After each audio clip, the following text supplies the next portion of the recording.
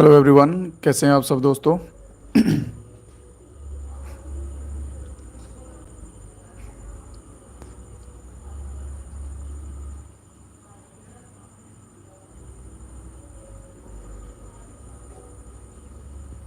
Hello hello.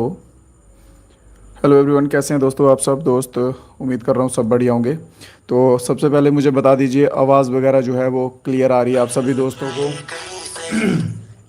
Okay.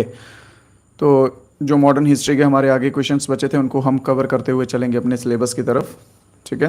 तो आवाज़ वगैरह जो है वो क्लियर है। चलिए, तो स्टार्ट करते हैं अपने फर्स्ट क्वेश्चन से। तो रेडी हैं आप सभी दोस्त। सबसे पहले लाइक वगैरह कर दीजिएगा वीडियो को, और ट्राई कीजिए अपने दोस्तों के साथ भी शेयर वगैरह कर दीजिए जिनका एग्ज़ाम आने वाला है। ठीक है। तो फर्स्ट क्वेश्चन देखते हैं मॉडर्न हिस्ट्री का आज का क्या कहता है कि हिंदी इंग्लिश देखिए दोनों में लिखा रहेगा। ठीक है। जो कुछ इंग्लिश वाले हैं वो इंग्लिश में पढ़िएगा, जो भाई हिंदी में पढ़ते हैं वो हिंदी में पढ़िएगा।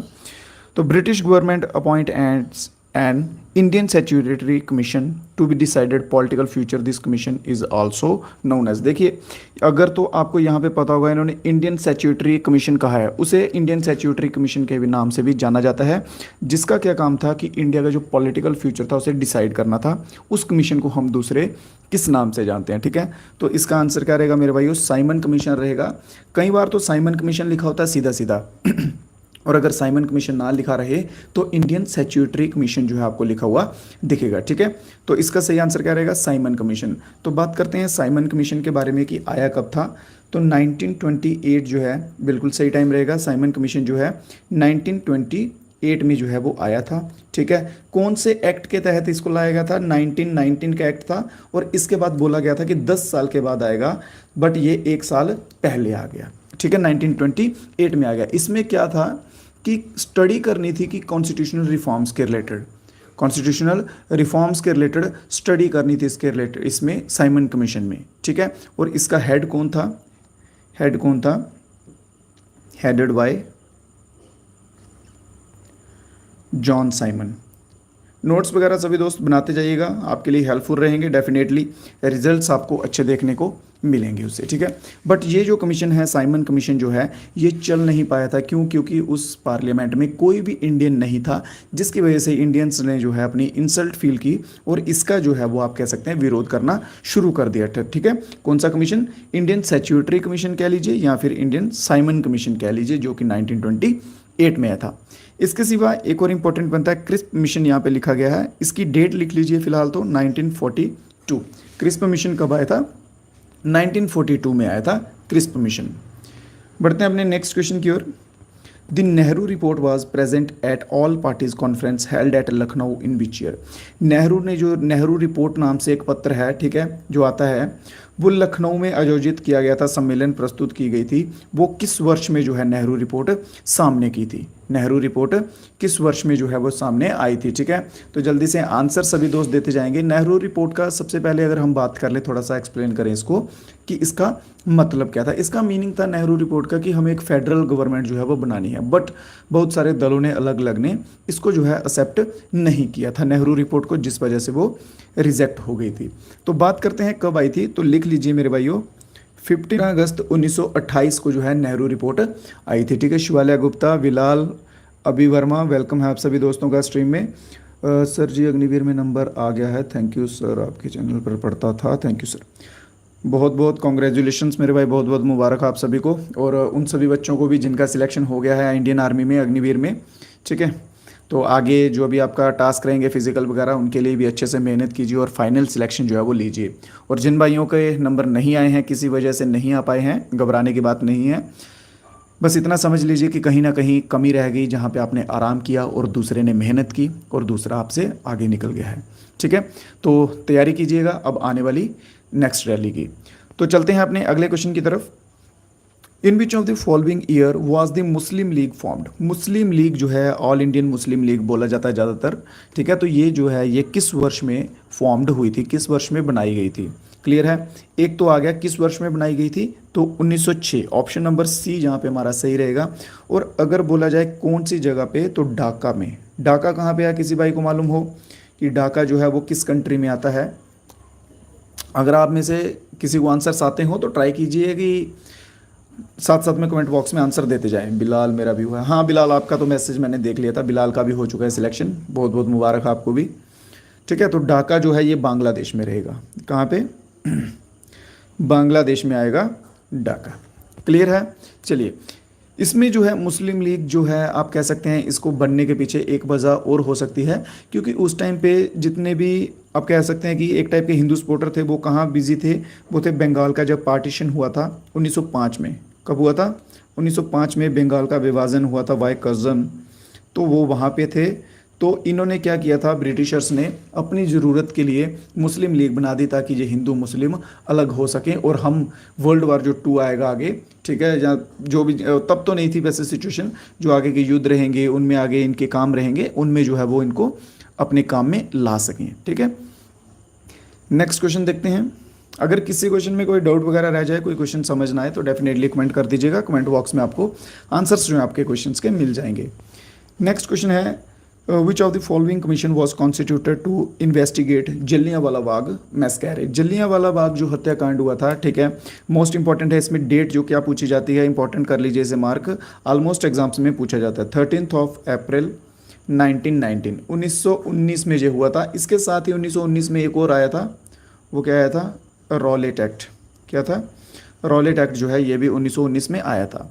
तो बात की गई है कि जो जलियांवाला बाग हत्याकांड हुआ था, ठीक है, तो उसको जो है उसकी जांच करने के लिए कि ये क्या हुआ था, किसकी गलती थी, कैसे हुआ, वो सब करने के लिए कौन सा कमीशन जो है मेरे भाइयों आया था सामने।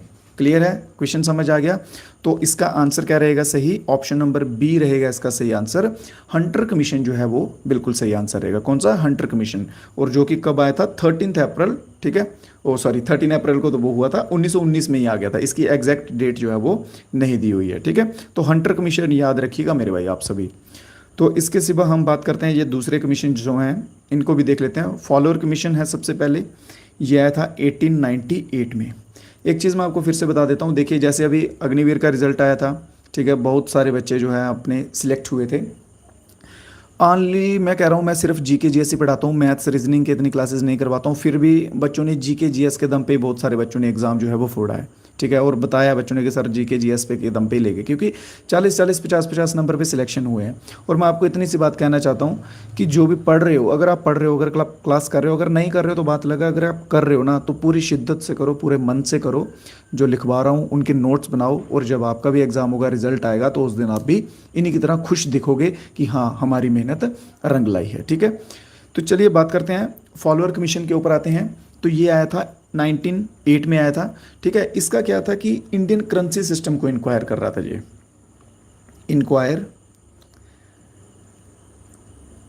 Indian currency system. ठीक है, ये इंडियन करेंसी सिस्टम के रिलेटेड था। चैम्सफोर्ड जो है ये इंपॉर्टेंट है, ये पूछ लिया जाता था, बहुत सारों में पूछा भी गया है। ये भी 1919 में आया था। चैम्सफोर्ड जो है ये कब आया था? 1919 में आया था। ये क्या करने के लिए आया था? Review Indian government work. ठीक है, इंडियन गवर्नमेंट का वर्क कि वो किस तरह से काम कर रही है, काम ठीक से कर पा रही है कि नहीं कर पा रही। क्यों? क्योंकि वो किसके अंडर चल रही थी? Morley Minto. ठीक है, अंडर मिंटो मॉर्ले रिफॉर्म, जो कि 1909 में आया था। 1909 में मॉर्ले मिंटो रिफॉर्म आया था, ये भी याद रखिएगा, ये भी इंपॉर्टेंट बन जाता है। फिर एक बचता है नीचे हैटॉक कमीशन करके, तो ये 1929 में आया था। क्लियर है? ये स्टडी के रिलेटेड था, स्टडी के रिलेटेड इन्होंने सर्वे किया था। एक मिनट, स्टडी रिलेटेड सर्वे था जिसमें कि ग्रोथ जो है वो देखी गई थी कि स्टडी की ग्रोथ जो है वो अच्छी से हो पा रही है कि नहीं हो पा रही है। क्लियर है? समझ आ चुका है? चलिए नेक्स्ट क्वेश्चन देखते हैं। विच of the following pair of freedom fighter movement is correct. ये दो पेयर्स दिए हुए हैं, एक तो ये पेयर आ गया आपके सामने, महात्मा गांधी और उसके सामने है क्विट इंडिया मूवमेंट, और दूसरा है सुभाष चंद्र बोस, उनके सामने दांडी मार्च। बताइए इनमें से किस किस ने कौन सा किया था? क्या महात्मा गांधी ने क्विट इंडिया मूवमेंट किया था? सही है कि गलत है? क्या सुभाष चंद्र बोस जी ने दांडी मार्च किया था? सही है या गलत है? ये आपको बताना है, जल्दी से बताइए, आंसर दीजिए ऑप्शंस में।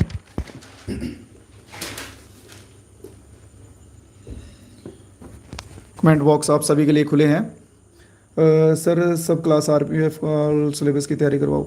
बिल्कुल मेरे भाई, पूरे अच्छे से जो है आपके एग्ज़ाम की तैयारी हो जाएगी, आप उसकी टेंशन बिल्कुल मत लीजिए। बस आपसे मैं एक ही चीज़ कहता हूँ कि अगर पढ़ रहे हो तो शिद्दत से पढ़ो, जी जान से पढ़ो, नोट्स अच्छे से बना लो, रिवीजन अच्छे से करो, ठीक है, हो जाएगा हो जाएगा, यकीन रखो बस। तो इसमें हमारा सही आंसर क्या रहेगा? ऑप्शन नंबर ए जो है बिल्कुल सही रहेगा, क्योंकि महात्मा गांधी जो है वो क्विट इंडिया मूवमेंट से संबंधित है। क्विट इंडिया मूवमेंट भारत छोड़ो, ठीक है, भारत छोड़ो जो आंदोलन था वे महात्मा गांधी के द्वारा चलाया गया था। और बात करते हैं डांडी मार्च की, तो डांडी मार्च भी जो है वो महात्मा गांधी के द्वारा ही चलाया गया था, ठीक है। तो दूसरा जो गलत हो जाएगा, पहला जो है हमारा सही रहेगा।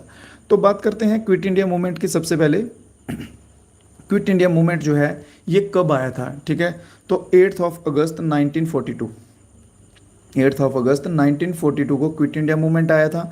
फिर दूसरा यहाँ पे डांडी मार्च है, डांडी मार्च है, तो डांडी मार्च मोस्ट इंपॉर्टेंट बन जाता है 12 मार्च, 12 मार्च 1930 को डांडी मार्च आया था। मॉडर्न हिस्ट्री की एक चीज़ आपको फिर से बता देता हूँ, मोस्ट इंपॉर्टेंट रहता है इसका रोल, ठीक है। ऑलमोस्ट आप कह सकते हैं, या कह सकते हैं कि सबसे ज़्यादा क्वेश्चंस अगर आपको कहीं से देखने से मिलते हैं तो मॉडर्न हिस्ट्री जो है वो उसमें बाजी मारती है, ठीक है।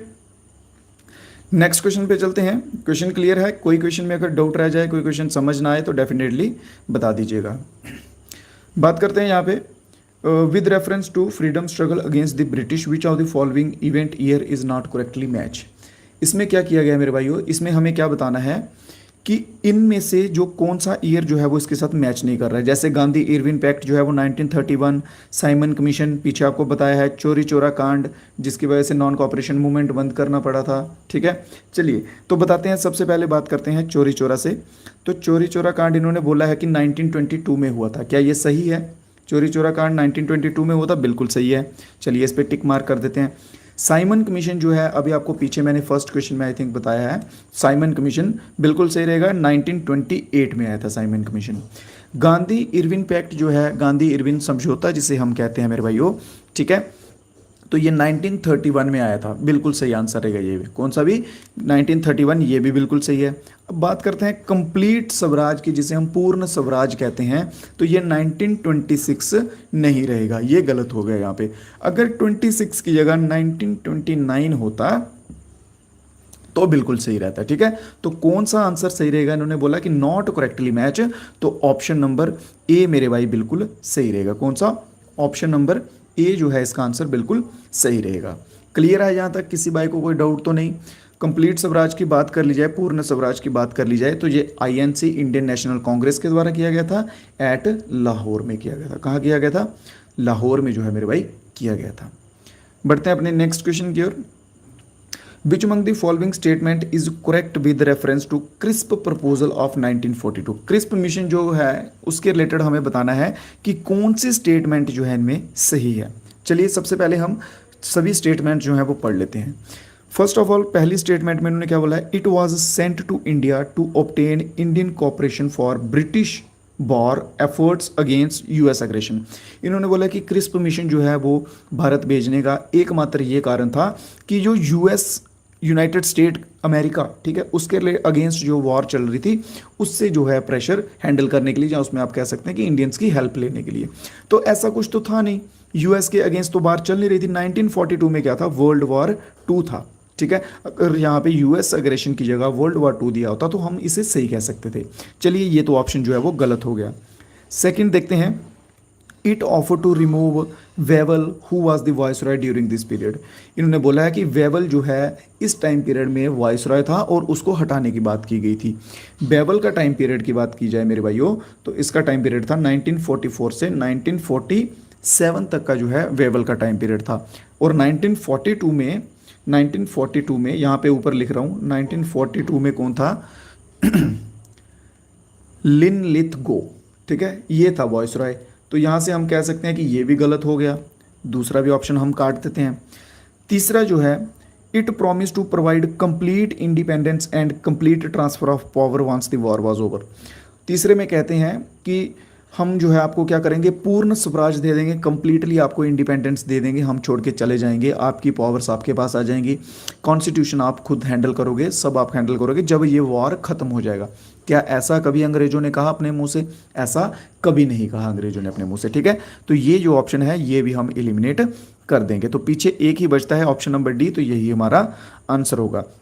ऑप्शन नंबर डी में क्या कहा गया है? Dominion status the power of governor general would be preserved. हाँ, इन्होंने ये प्रपोज किया था कि डोमिनियन स्टेटस जो है वो रहेगा और गवर्नर जनरल की पावर जो है वो रिजर्व रहेगी मेरे भाई।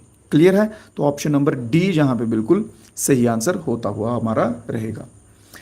नेक्स्ट क्वेश्चन देख लेते हैं क्या कहा गया है अगले क्वेश्चन में। With reference to government of India act 1919 which among the following statement is not correct. इन्होंने बोला कि इनमें कौन सी जो है स्टेटमेंट करेक्ट नहीं है गवर्नमेंट ऑफ इंडिया एक्ट 1919 को लेके, ठीक है।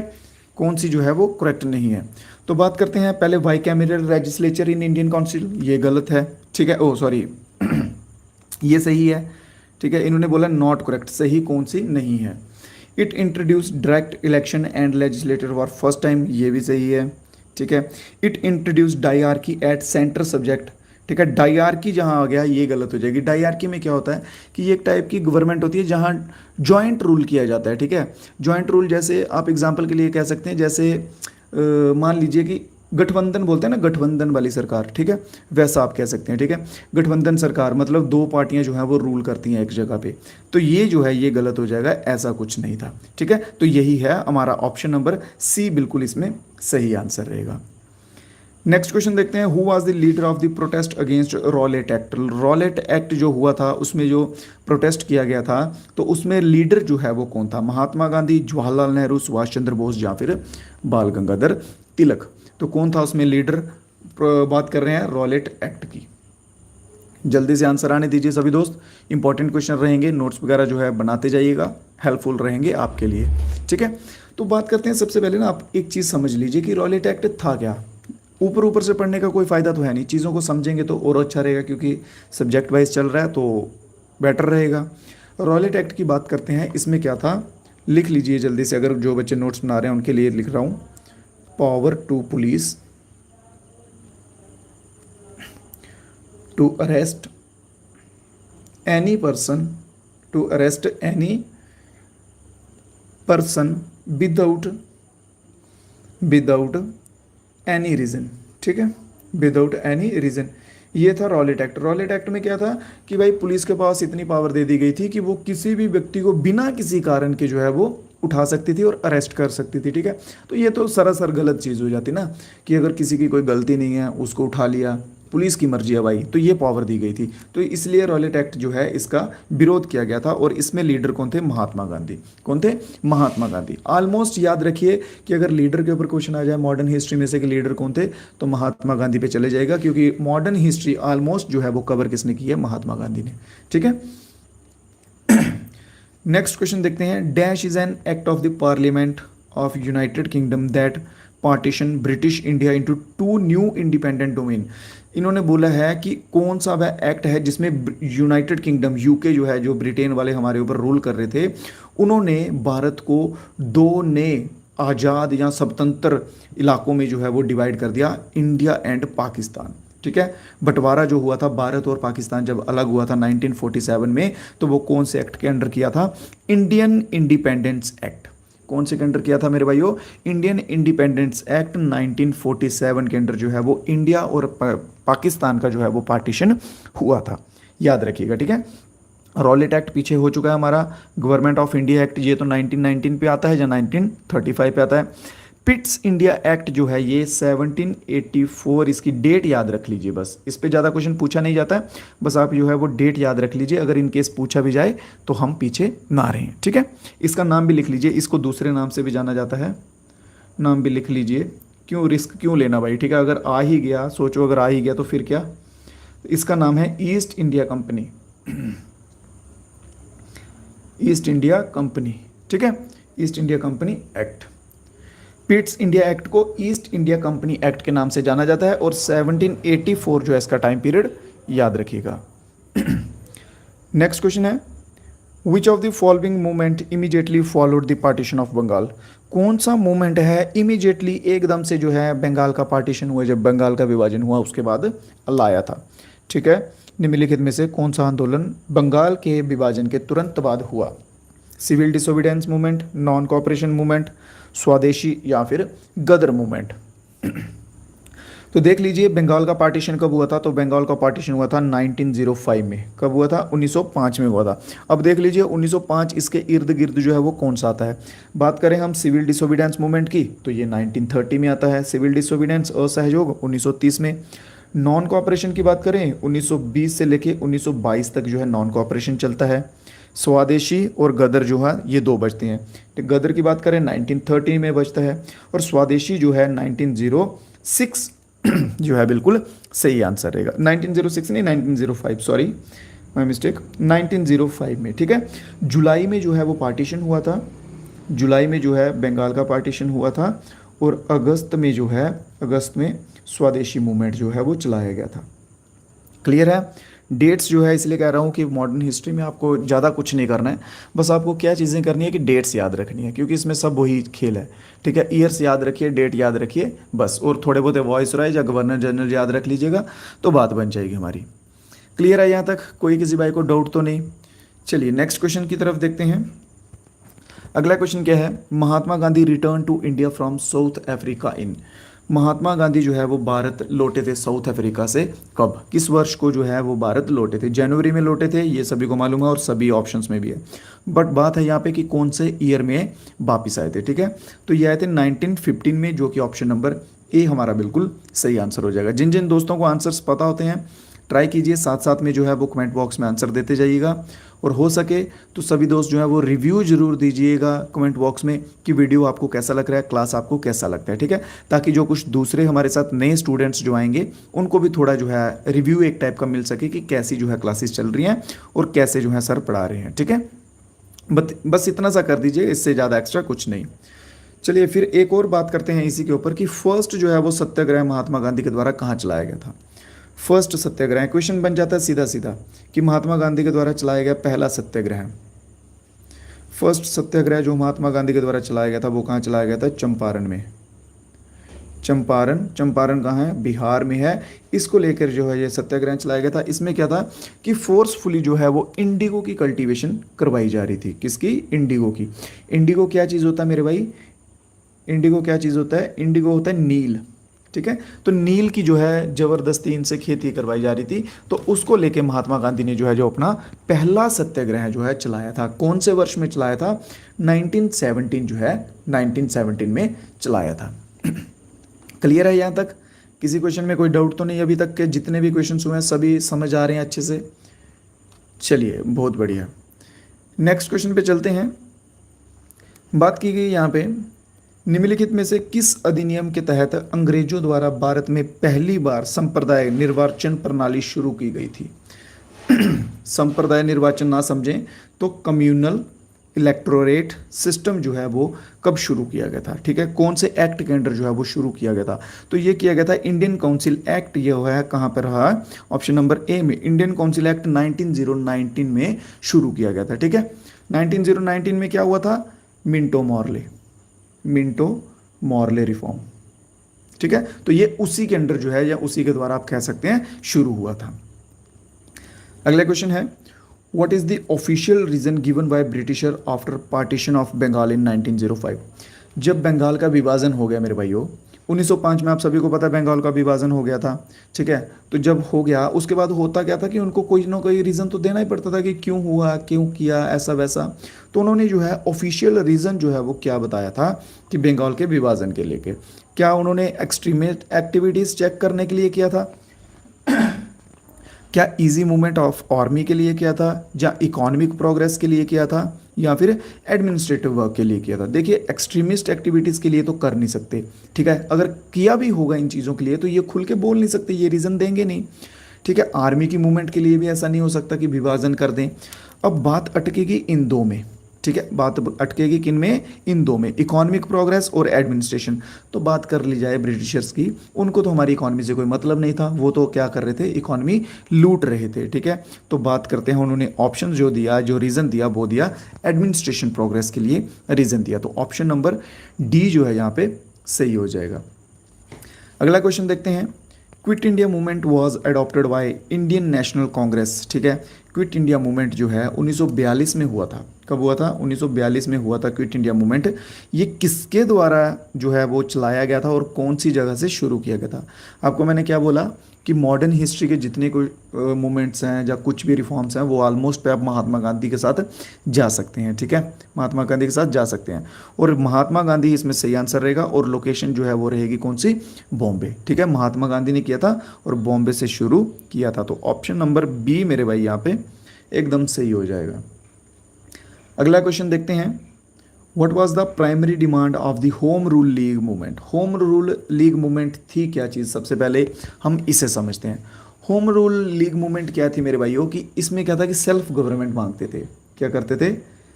सेल्फ गवर्नमेंट, ठीक है। होम रूल लीग में सेल्फ गवर्नमेंट की जो है वो डिमांड की गई थी कि हम भाई अपनी जो गवर्नमेंट है वो खुद चलाएंगे। इसके ऊपर क्वेश्चन बन जाता है कि दो जो है टू होम रूल बन गए थे, ठीक है, टू होम रूल लीग बन गई थी, होम रूल बन गए थे। एक जो है एक बनाया था एनी बेसेंट ने सबसे पहले, ठीक है, और दूसरा बनाया था लोकमान्य तिलक ने।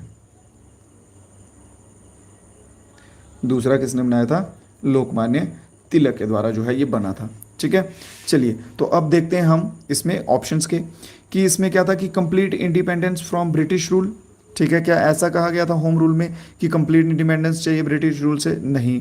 Dominion status within the British empire, dominion status चाहिए था इनको।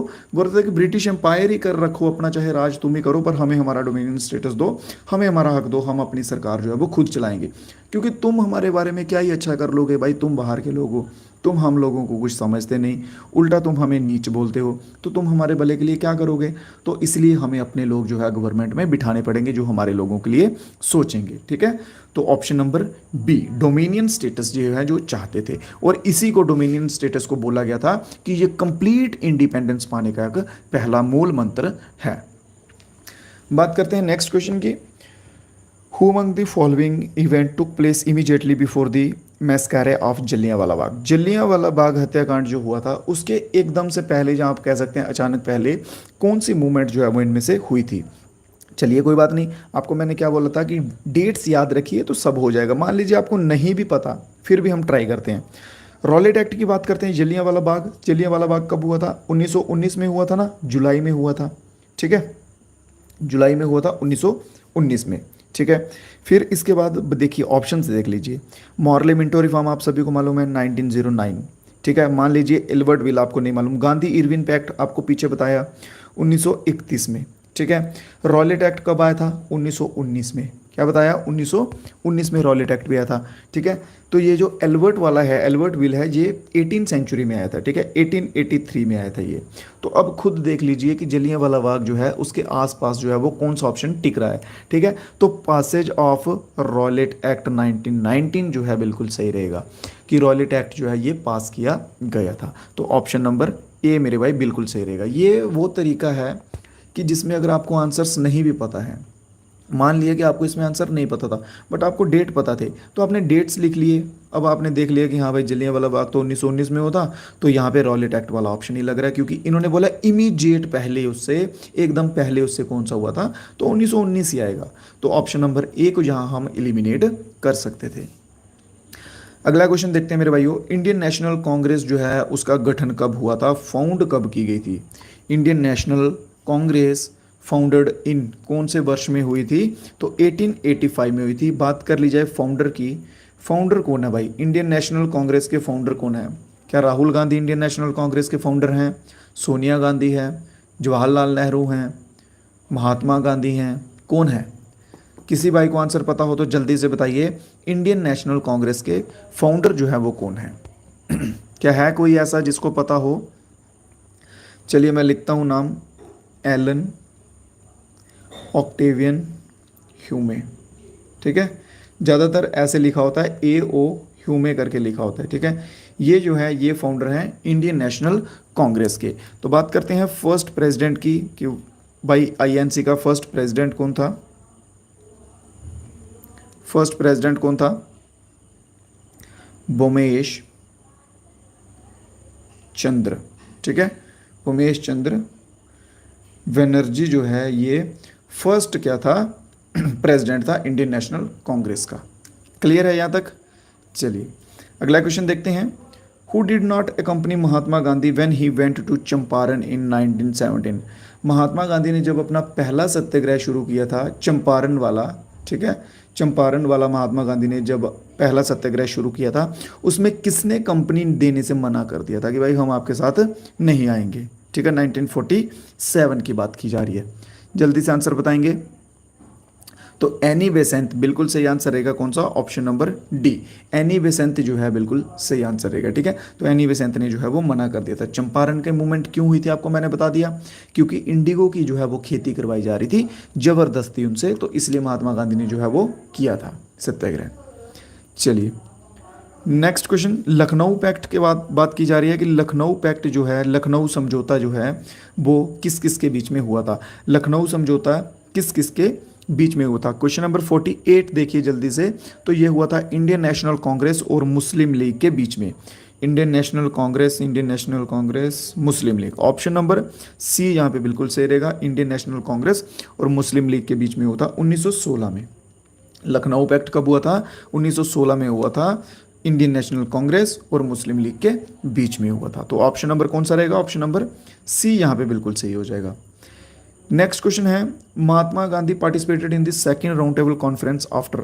महात्मा गांधी ने जो है वो सेकंड राउंड टेबल कॉन्फ्रेंस में पार्ट लिया था, आपको पता है। एकमात्र सेकंड राउंड टेबल कॉन्फ्रेंस ही थी जिसमें महात्मा गांधी ने पार्टिसिपेशन लिया था, बाकी और किसी में नहीं लिया था। तो इन्होंने बोला है कि किसके बाद लिया था। आफ्टर यहाँ पे वर्ड देखिए, आप सभी देख पा रहे हैं, आफ्टर मेंशन किया गया है। तो चलिए जल्दी से हम ऑप्शंस पढ़ लेते हैं। हमें पता है कि भाई सेकंड जो है वो कब हुई थी। जल्दी से कोई बच्चा डेट बताएगा कि सेकंड जो है राउंड टेबल कॉन्फ्रेंस कब हुई थी? जल्दी से किसी बच्चे को मालूम हो? चलिए तो मैं तब तक आगे क्वेश्चन एक्सप्लेन करता हूं। तो पढ़ता हूं, ऑप्शन नंबर 1 की बात करते हैं।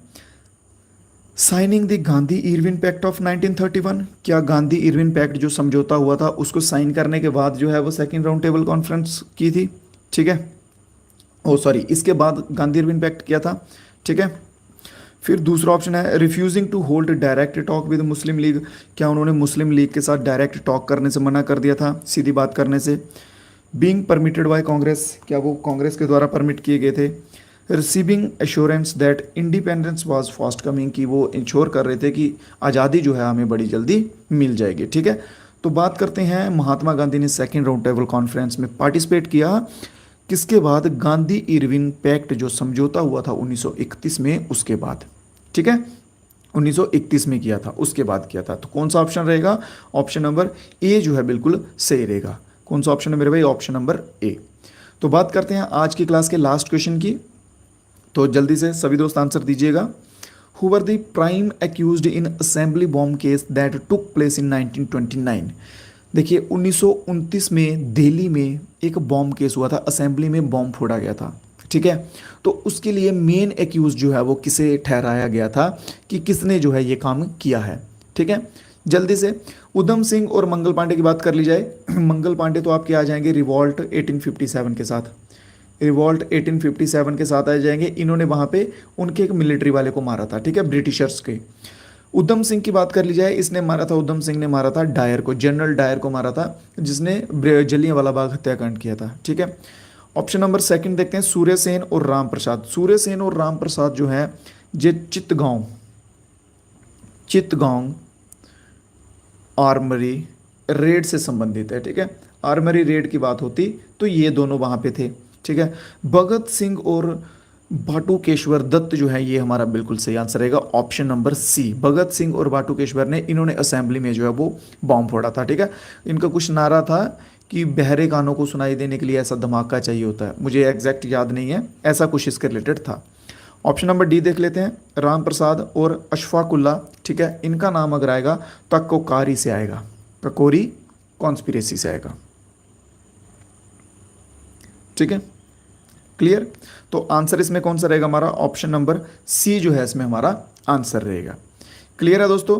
तो आज की क्लास के जो क्वेश्चंस थे हमारे, आज की क्लास के क्वेश्चंस खत्म हो चुके हैं। अगर किसी भाई को कोई डाउट बचा हो, कोई क्वेरी हो तो बता दीजिए। उससे पहले छोटी सी मेरी एक रिक्वेस्ट सुन लीजिए सभी दोस्त।